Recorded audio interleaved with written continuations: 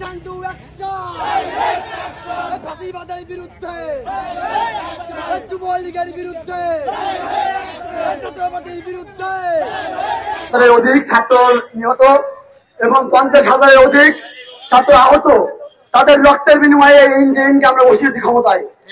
আমরা তাদের কাছে আমরা চেয়েছিলাম দীর্ঘ 17 বছর ফ্যাসিবাদী আমলের তাদের যে অপশাসন, অন্যায় এবং জুলুম এর প্রতিকার, কিন্তু আমরা তার ফলশ্রুতি কি পেয়েছি?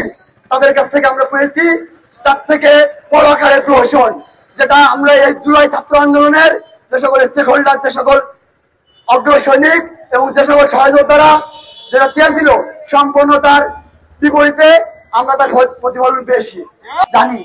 এবং এই ইন্ডিয়ান সরকার জানে যে কার দ্বারা কি সম্ভব, কার নেতৃত্বে কি হয়েছে এবং কার সহযোগিতায় কি হয়েছে।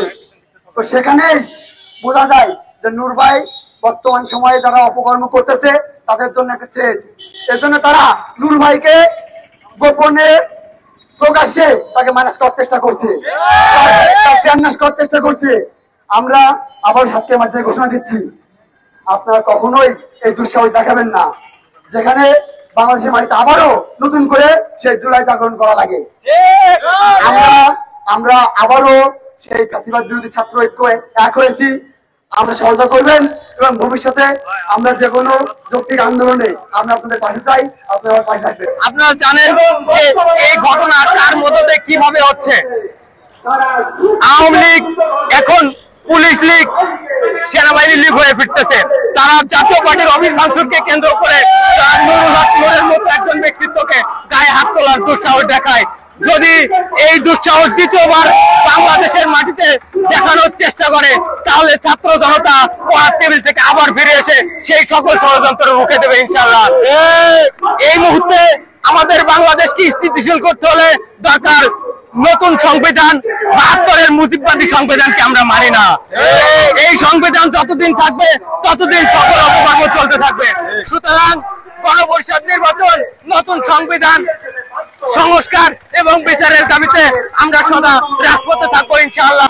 শুধু যে ইন্টারিমে সুশীল থাকে তা না, এই ইন্টারিমের চুপ্পুকে আওয়ামী লীগের, এই ওয়াকারকে আওয়ামী লীগের, এই পুলিশকে আওয়ামী লীগের।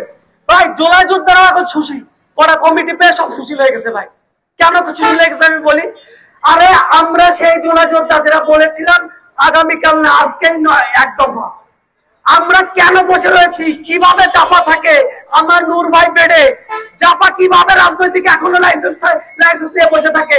এই মুহূর্তে আগামী 3 কার্য দিবসের মধ্যে চাপা সহ আওয়ামী লীগের যত অঙ্গ সংগঠন এবং সহযোগী সংগঠন ছিল সবাইকে একেবারে নিষিদ্ধ করতে হবে এবং কালো তালিকা মুক্ত করে বিচারের দাবি করতে হবে। এইটা যদি না করতে পারে তাহলে এই ইন্টারিম গভর্নমেন্টের দরকার নাই, আমরা আবার গভর্নমেন্ট করবো।